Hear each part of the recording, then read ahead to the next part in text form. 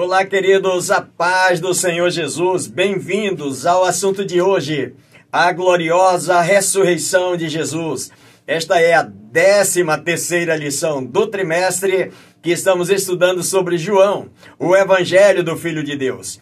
E o texto para leitura em estudo, João capítulo 20, do verso 11 ao 31, e os tópicos que vamos abordar são eles. Primeiro, gloriosa ressurreição. Segundo, paz seja convosco. E terceiro, discípulos restaurados. E os objetivos desse comentário são os seguintes. Primeiro, perceber que o sepulcro está vazio porque o trono está ocupado. Segundo, ter a paz do Senhor no coração. E terceiro, aprender que só pode pastorear quem ama.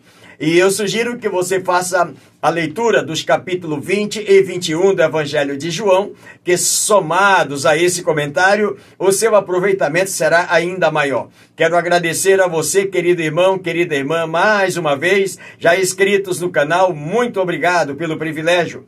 E para você que está me assistindo agora, ou já de outras vezes, e ainda não o fez, se inscreva no canal. Não esqueça de deixar o seu like, de fazer o seu comentário, de apertar o sininho para ser informado todas as vezes que o novo vídeo for postado. Compartilha o link com mais alguém e juntos vamos proclamando a palavra do Senhor nosso Deus. Na introdução desse comentário, o escritor diz o seguinte: a ressurreição de Jesus é a pedra de esquina, o fundamento do Evangelho e a prova definitiva de sua divindade. Um Cristo vencido pela morte não poderia salvar a si mesmo, muito menos a nós. Primeiro tópico, gloriosa ressurreição. João capítulo 20, do verso 1 ao 18. Maria Madalena é destacada no primeiro relato da ressurreição de cada um dos 4 evangelhos. É importante observar que Marcos, ele menciona Maria Madalena, mãe de Tiago e Salomé, indo ao encontro. Já Mateus, no capítulo 28, verso 1, ele faz alusão somente a Maria Madalena e outra Maria. Lucas, no capítulo 24, verso de número 10, ele menciona mais mulheres que os demais evangelhos. Por exemplo, ele fala de Maria Madalena, de Joana, de Maria, mãe de Tiago e outras mulheres. E por esta razão é que diversos harmonistas têm proposto que talvez tenha havido mais de uma visita ao túmulo, ou que Jesus tenha aparecido mais vezes naquela manhã, naquela madrugada, naquele final de sábado, início de semana. É interessante também observar que o escritor Mateus diz que a aparição de Jesus, aquela visita daquelas mulheres, foi no final do sábado. Já Marcos relata que foi passado o sábado, Lucas diz que foi no primeiro dia da semana, muito de madrugada, mas João diz que era de madrugada ainda escuro, no primeiro dia da semana, quando Maria Madalena vai ao sepulcro. Primeiro tópico, pedra removida, João capítulo 20, verso 1. A pedra removida, uma prova eloquente da ressurreição de Jesus. A pedra era grande e ainda havia nela o selo inviolável do governador romano. O túmulo de Jesus foi aberto de dentro para fora, diz o escritor. É interessante observar que no livro de Mateus, capítulo 28, o escritor relata que houve uma espécie de um terremoto naquele dia, naquela madrugada, quando o Senhor estava ali sepultado, um anjo descera do céu e removeu aquela pedra, diz o escritor. E além de remover, ainda assentou-se sobre ela.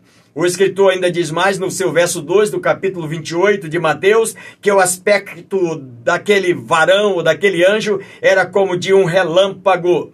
E nós observamos à luz do texto que, à luz do escritor, Jesus arrancou o aguilhão da morte e matou a morte ao ressuscitar dentre os mortos. diz o escritor que Buda, Confúcio, Maomé, Allan Kardec estão no túmulo até hoje. Estão lá os seus restos mortais, mas Jesus está vivo, a pedra foi removida, seu túmulo está vazio, a morte não pôde detê-lo naquele lugar. Segundo subtópico, roubo do corpo, João capítulo 20, verso de número 2. O texto relata que Maria Madalena foi ao sepulcro de madrugada e, ao ver a pedra removida, correu ao encontro de Pedro e do discípulo amado para dar-lhes a notícia. Esses discípulos, tanto Pedro quanto o discípulo amado, eles são os primeiros discípulos que Jesus chamou para o seu ministério. E aqui também, na hora da ressurreição, eles são os primeiros que vão até o sepulcro para fazer essa vistoria, para ver esse fato de que Maria está mostrando que ele ressuscitou. Na verdade, o discípulo amado, o texto não refere ao seu nome, e durante todo o Evangelho de João, ele faz sempre menção do discípulo amado, do discípulo a quem Jesus ama, a quem Jesus amava, sempre assim. E só lá no capítulo 21, verso 24, é que ele vai dizer o seu nome. Interessante observar que os olhos de Maria e também dos discípulos ainda não tinham sido abertos para compreender o fato glorioso da ressurreição. Eles pensavam que o corpo tinha sido roubado. À luz do comentário, foi um julgamento prévio ditado pelo temor em um amor que ainda não estava aperfeiçoado. Eles ainda estavam ali talvez pelejando, aperfeiçoando cada dia o amor que eles tinham pelo Senhor. E por isso eles fazem um julgamento nesse momento, achando que o corpo do Senhor fora roubado. A verdade é que até as próprias autoridades, elas também divulgaram esta versão de que alguém viera ali, ignorando toda a segurança que ali estava, alegando de que os próprios discípulos tinham roubado o corpo do Senhor. Terceiro subtópico, túmulo vazio, berço da fé. João capítulo 20, do verso 3 ao 7. O texto diz que Pedro e João correram ao sepulcro, uma vez que receberam a notícia de Maria, dizendo: o mestre não está no sepulcro, acredito que o corpo fora roubado, e eles saem em disparada. Ambos correndo. O texto diz que João, por ser o discípulo mais novo, correu com muito mais velocidade, adiantou-se um pouco de Pedro e chegou primeiro naquele sepulcro, mas o texto diz que foi Pedro quem entrou primeiro para ver o que estava acontecendo. Ali eles veem os lençóis, o lenço que cobria o rosto de Jesus estava diante da mais contundente evidência da vitória de Cristo sobre a morte. Eles estavam presenciando agora o fato. Não está, só está os seus lenços ali naquele lugar. E depois de constatarem que o túmulo está vazio, eles então veem o túmulo vazio e eles voltam agora para casa. Ambos estão voltando, mas o texto diz que Maria Madalena, ela permaneceu na entrada do sepulcro. Ficou lá. Por que ela ficou? Porque para ela não bastava as evidências da ressurreição. Ela queria ver o Cristo ressuscitado. Parece que em Maria agora vai ressurgindo uma fé viva, aquela esperança, relembrando as palavras que o mestre havia lhe dito. 3 fatos nos chamam a atenção na postura de Maria Madalena.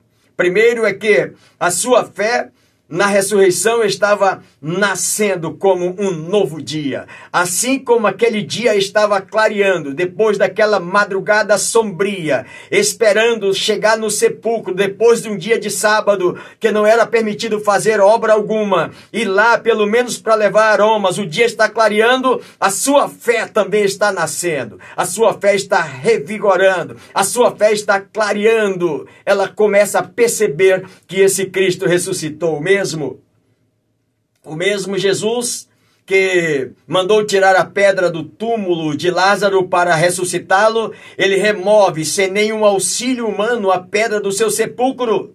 Jesus aparece a Maria e ordena que avise aos discípulos, e ela não discute nem protela a decisão.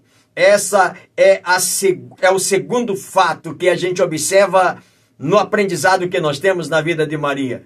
Ela não fica questionando. Ao receber a notícia, ela sai para avisar os discípulos. E em terceiro lugar, ela sai imediatamente a anunciar aos discípulos que viu e ouviu a voz do Senhor Jesus. Agora ela não está mais confusa, achando de que o corpo fora roubado. Ela tem certeza que o túmulo de Jesus está vazio e que agora a sua fé está sendo renovada, está sendo revigorada. Portanto, diz o escritor que o túmulo de Jesus vazio é o berço da fé de todo cristão. Segundo tópico, paz seja convosco. João capítulo 20, do verso 19 ao 31. Jesus ressuscitou no domingo pela manhã e apareceu aos discípulos pela primeira vez ao cair da tarde do mesmo dia. Enquanto Maria Madalena vê Jesus ressuscitado, mas outros discípulos não viram. Mas no final daquele dia, daquele mesmo dia da sua ressurreição, ele aparece a todos eles. A importância do primeiro dia não se deu por algum decreto da igreja nem do imperador romano. Foi desde o princípio decorrente da fé e do testemunho dos primeiros cristãos. Quando eles veem os fatos acontecendo, a presença gloriosa de Jesus, daí para frente eles têm o primeiro dia da semana como um dia de vitória, um dia de ressurreição, um dia que a fé foi restaurada, um dia que a presença de Jesus volta novamente para com eles. Por isso eles começam agora a celebrar no primeiro dia da semana. Primeiro subtópico, as portas trancadas. Capítulo 20, verso 19 ao 23. Diz o texto que, nesse dia, os discípulos estavam com as portas trancadas com medo dos judeus. O escritor diz que as portas trancadas são um emblema, são um símbolo, portas trancadas pelo medo. No verso 19, antes do Pentecoste, eles estavam assim. Mas lá no capítulo 5 de Atos dos Apóstolos, versos 17 e 18, diz que eles não temeram mais a prisão. Depois que o Pentecoste, que o Espírito de Deus veio sobre eles, nenhum temor mais. Pode prender à vontade, porque nós não tememos mais as prisões. É interessante observar que portas trancadas também pela falta de paz. Eles estão ali porque o coração deles não pulsa a mesma paz que pulsava antes. Embora que o Senhor já havia aparecido a Maria Madalena, como falei para você, a outras mulheres, bem como a 2 discípulos no caminho de Emaús, tudo naquele primeiro dia. No livro de Lucas, capítulo 24, verso 34, diz que esses discípulos voltaram de Emaús, encontraram com os demais discípulos, com a exceção de Tomé, e eles estão conversando, e de repente alguém diz, é verdade, ele apareceu mesmo, ele apareceu também a Simão. E é nesta hora que Jesus se manifesta no meio deles, com portas trancadas, e declara a seguinte palavra, paz seja convosco. É interessante observar, irmãos, que portas trancadas, eles estão ali também por causa da ausência de Jesus. Por quê, pastor? Porque os discípulos, eles estavam acostumados a ter Jesus por perto em todas as horas. Mas desde aquela sexta-feira da crucificação, Jesus fora morto, sepultado lá no túmulo que José de Arimateias o cedeu para o sepultamento de Jesus. Desde aquele dia, eles não tinham mais a presença de Jesus Cristo com ele. Aí diz o escritor que quando Jesus não está presente, o nosso coração também se enche de medo. Mas com a presença de Jesus vivo, ressuscitado na nossa vida, os discípulos se alegraram e nós também temos motivo de alegria. Ainda para nós essa palavra, quando não temos Cristo, nosso coração se entristece, ficamos com medo, inseguros pelo amanhã, ou quem sabe por causa das circunstâncias à nossa volta. Mas quando Cristo está presente na nossa vida, foge o medo, foge a tristeza, vem a paz e a segurança em Cristo Jesus, o nosso Senhor. Segundo subtópico, a visita surpresa. João capítulo 20, do verso 24 ao 29. Nessa primeira aparição de Jesus a seus discípulos, como falei para você já no tópico anterior, Tomé não estava presente. Quando foi informado do fato glorioso, ele duvidou fortemente. O lema de Tomé era ver para crer. João capítulo 20, do verso 24 e 25. Tomé, na verdade, ele tinha sempre um espírito crítico no meio do corpo apostólico. Ele é descrito como o corajoso pessimista. Ele é o cético honesto que está sempre pronto a crer, uma vez que tenha evidência. Se tiver as evidências, eu creio. Se não tiver, eu também não creio. Ou seja, eu preciso vê-lo para me poder crer. Essa é a linguagem de Tomé. 8 dias depois dessa primeira aparição, Jesus volta a se apresentar a seus discípulos e dessa feita Tomé estava presente. Agora, aquele cético Tomé está lá no meio também. E diz o texto que, novamente, as portas estavam trancadas e Jesus aparece milagrosamente entre eles.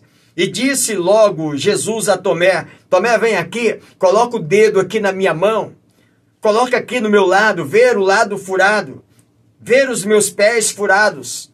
E diz a Bíblia que quando o Senhor disse isso para Tomé, Tomé exatamente colocou os dedos e percebeu que era o Senhor Jesus.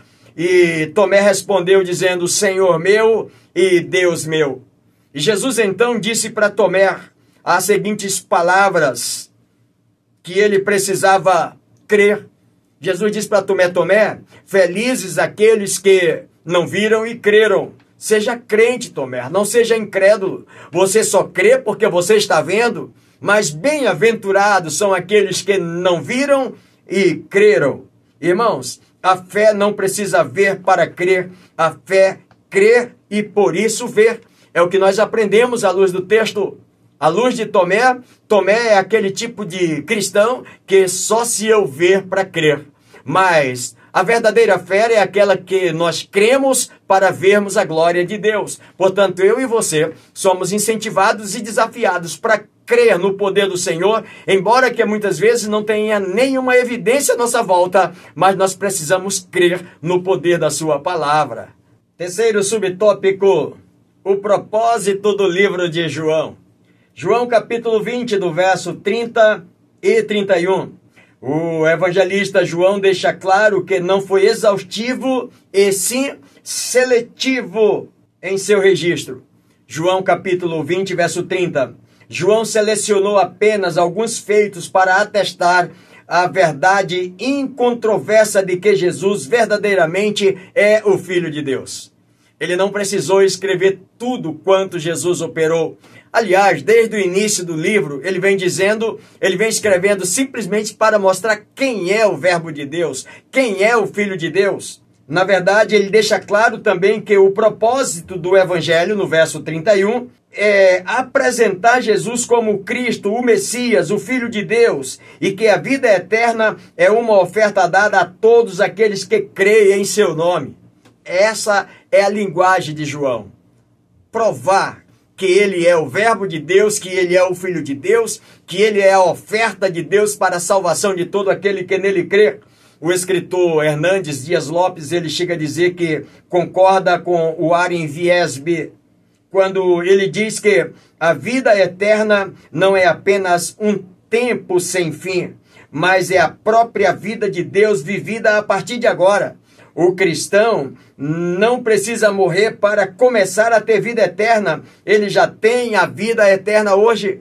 O escritor aos Hebreus, no capítulo de número 1 de seu livro, verso de número 3, ele diz o seguinte: a qual, sendo o resplendor da sua glória e a exata imagem da sua pessoa, e sustentando todas as coisas pela palavra do seu poder, havendo feito por si mesmo a purificação dos nossos pecados, assentou-se à destra da majestade nas alturas.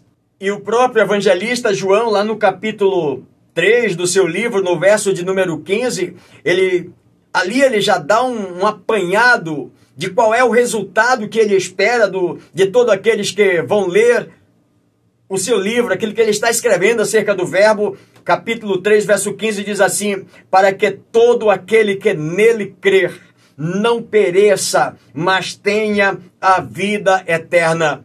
Este é o propósito de João, escrever o seu livro, o propósito do livro, mostrar quem é o Filho de Deus, quem é o Verbo de Deus, quem é que pode trazer salvação, e todos aqueles que creem no seu nome terão vida eterna em Cristo Jesus, o nosso Senhor. Terceiro tópico, discípulos restaurados. João capítulo 20, do verso 1 ao 25. Sem esse capítulo, onde está registrado a restauração da vida e do ministério de Pedro, teríamos dificuldade de entender sua proeminência nos 12 primeiros capítulos de Atos dos Apóstolos, da forma como o Senhor usou ele naqueles momentos. Nós teríamos dificuldade se não tivéssemos esse registro aqui no capítulo 21. Primeiro subtópico, uma pescaria frustrada. João capítulo 20, do verso 1 ao 3. Essa manifestação junto ao mar de Tiberíades, lugar onde Pedro e outros discípulos trabalhavam como pescadores e foram chamados para o ministério, seria certamente o ápice da demonstração inequívoca da ressurreição de Jesus ali para eles. Ah, foi aqui que eu encontrei vocês. Foi aqui que eu os chamei. Foi aqui que eu os discipulei, os treinei durante esses 3 anos. E é aqui que eu quero também, novamente, me manifestar para vocês, dizendo que eu ressuscitei, que a minha ressurreição é real. Aquilo que eu prometi para vocês é real, é verdadeiro. Aqui estou de volta. Então não seria um outro lugar melhor. O lugar aonde o Senhor encontrou e chamou-os, e agora mostrar ali novamente para refazer uma aliança com eles novamente. Eu os chamei e eu não quero vocês mais aqui, eu quero vocês naquilo que eu treinei para que vocês prossigam. Essa viagem da Judéia para a Galiléia, de Jerusalém para o mar de Tiberíades, deve ter sido especialmente para Pedro marcada de fortes emoções. Por quê, pastor? Principalmente para Pedro.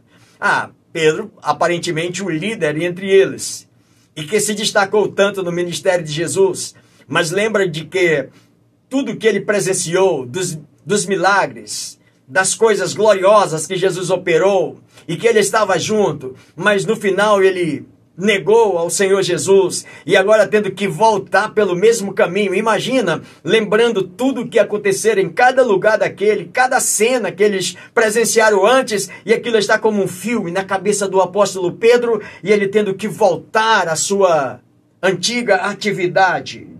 Por que Jesus queria encontrar-se com eles na Galiléia? Por que a menção especial do nome de Pedro lá em Marcos, capítulo 16, verso 7? Avisa para Pedro, para todos que eu quero encontrar vocês na Galiléia, que eu quero encontrar eles na Galiléia, mas avisa também a Pedro. Por que isso, pastor? O que Jesus diria a Pedro depois de sua consumada covardia, de sua reincidência negação? O que Jesus diria?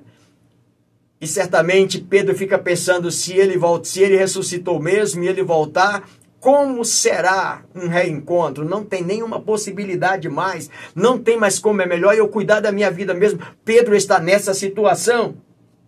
E como Pedro era o líder, agora, diante desse turbilhão de sentimentos adversos que Pedro diz a seus companheiros de ministério, eu vou pescar.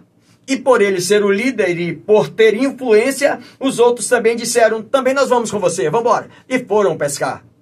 Só que o texto diz que eles saíram e entraram no barco, porque foram pescar, mas durante aquela noite, uma constatação inequívoca é que, naquela noite eles nada apanharam, pois o mar não estava para peixe.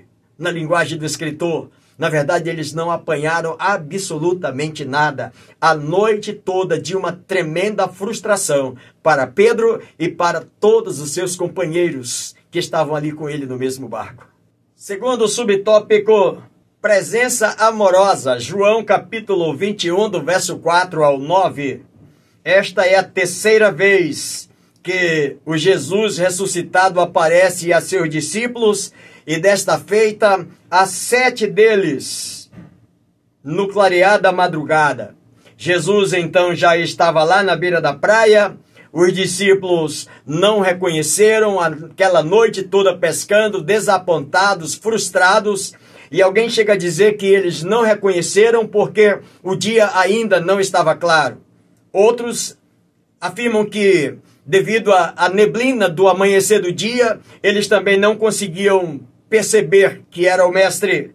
Mas ainda alguém diz que era por causa da distância que eles estavam da praia, que eles não puderam reconhecer. E outros ainda falam que não fora permitido eles conhecerem ainda aquela distância. Mas alguém ainda levanta uma outra tese de que eles não reconheceram Jesus porque o foco agora era outro. Voltaram à pescaria.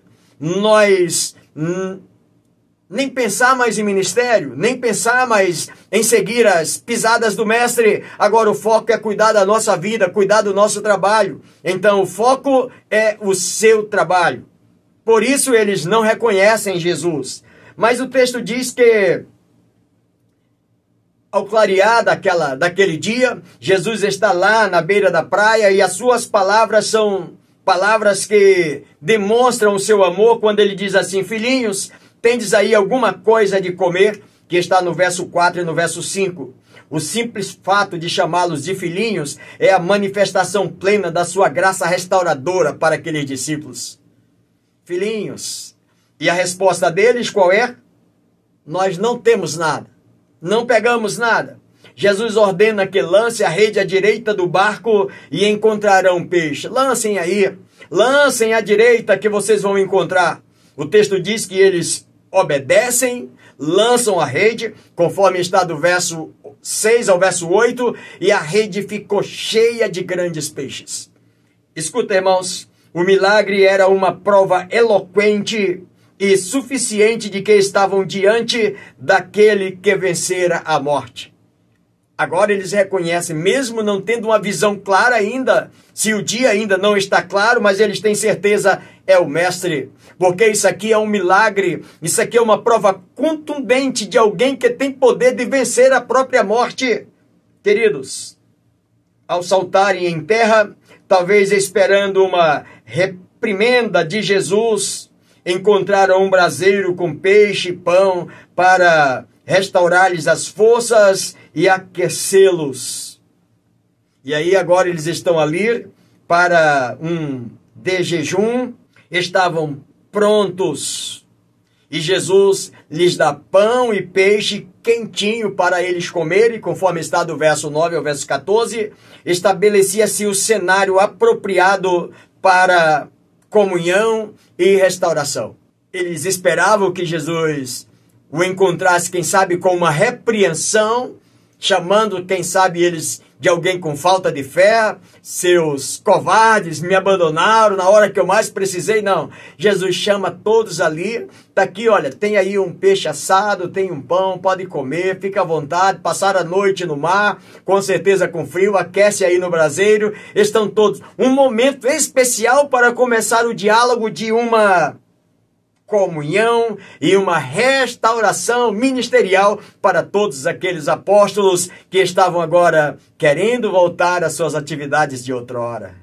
Terceiro e último subtópico do nosso comentário de hoje, restauração maravilhosa. João capítulo 21, verso de número 15. O texto diz que Jesus deu a Pedro a oportunidade de se secar, de se aquecer, de satisfazer sua fome, antes de se dirigir a Pedro por seu nome original e fazer-lhes pelo menos 3 perguntas, conforme está registrado no verso 15 e verso 16. A primeira pergunta, depois de terem comido, perguntou Jesus a Simão Pedro: Simão, filho de João, ama-me mais do que estes me amam? E o texto diz que Pedro responde afirmativamente para Jesus, dizendo: sim, Senhor, tu sabes que eu te amo. E Jesus olha para ele e diz: então apacenta os meus cordeirinhos. Jesus repete a pergunta para Pedro: Pedro, tu me amas? E ele diz: sim, Senhor, tu sabes que eu te amo. Então apacenta minhas ovelhas. O escritor diz que no sentido original da palavra, no grego, o Senhor estava falando para Pedro no sentido do amor ágapau, daquele amor sacrificial. Tu me amas com um amor sacrificial? Tu me amas com um amor diferente que esses outros me amam? Por que Jesus pergunta isso e insiste com Pedro? Porque lá no livro de Marcos, capítulo 14, verso 29, Pedro havia dito: Senhor, se todos te negarem, eu não te nego. Se tiver que morrer, eu morro contigo. O meu amor por ti é até a morte. Se preciso for, eu morro com você. E agora, Jesus está perguntando: Pedro, tu me ama com amor agapau? Tu me ama com amor sacrificial? Tu me ama com um amor maior do que esses aqui me amam? E Pedro está respondendo para Jesus, mas respondendo no amor filial. Senhor, tu sabes que eu te amo, mas num amor de relacionamento, de amigo, de companheiro, de irmão, não um amor relacionado a sacrifício da própria vida. E aí Jesus muda agora o tom da pergunta. Jesus agora pergunta: Pedro, tu me ama com amor filial? E aí Pedro lembra: puxa vida, eu não consegui isso. E ele responde para Jesus com tristeza, dizendo: Senhor, tu sabes de todas as coisas, tu sabes que eu te amo. Eu não consegui cumprir, eu te amo, mas eu não consegui cumprir com a minha palavra contigo e eu falhei.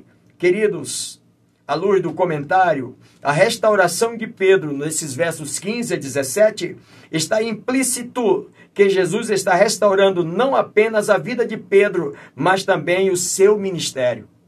O que Jesus está fazendo com Pedro é restaurando, dizendo: Pedro, eu quero restaurar você, curar o seu coração, sarar as suas feridas, mas também restaurar a sua vida ministerial. Eu quero que você apacente as minhas ovelhas, então. Alguém chega a dizer que quando Jesus repete 3 vezes para Pedro, dizendo: apacenta os meus cordeirinhos, apacenta minhas ovelhas, apacenta minhas ovelhas, Jesus queria fazer que Pedro lembrasse de que por 3 vezes ele havia negado o Senhor. Queridos, independentemente que seja esse o foco, na verdade o que Jesus está fazendo é restaurar Pedro, a sua vida física, o seu coração, mas também restaurando o seu ministério. Está implícito que Jesus está restaurando não apenas a sua vida, mas o seu ministério. A exigência para Pedro voltar a líder pastoral é amar a Jesus, o dono do rebanho, o bom, o grande, o sumo pastor. Se você me amar, você vai cuidar do meu rebanho, você vai apacentar as minhas ovelhas. Pedro vai cuidar do rebanho alheio. João finda o seu relato nos ensinando que Jesus conhece nossa vida do início ao fim. Tudo está sob o seu controle. Por isso que ele vai ao encontro de Pedro. Ele sabia do potencial que tinha Pedro para cuidar, de influenciar, de liderar. Por isso ele vai lá: eu vou tratar, eu vou curar e vou restaurar o seu ministério para ele continuar cuidando das minhas ovelhas. Irmãos, finalizando o comentário, seja o que for que sabemos de Cristo, nós só vimos uma fração. As maravilhas que experimentamos são como nada comparado às que virão, diz o escritor.